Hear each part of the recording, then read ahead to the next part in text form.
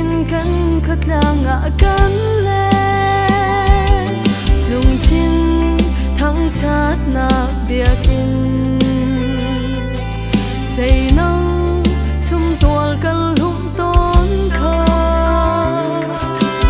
kan o choi le happy hoi nun kan ngalo lung du te in kan don sang a kan la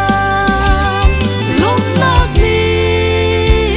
min mai bang an chia ne mo boy pa thu kan mer ta hin ha lo chin ram ma zol go dar kingan tum pakhat nu pakhat zu an liam chung khara su tong liang bang an pur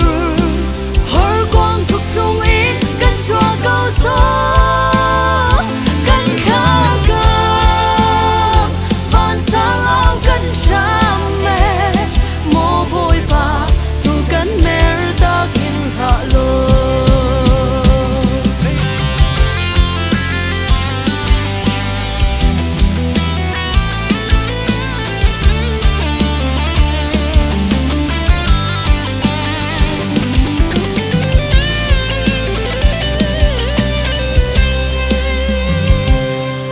lei chung har phun kip thua tin nun na tha cham kan tap ruang ma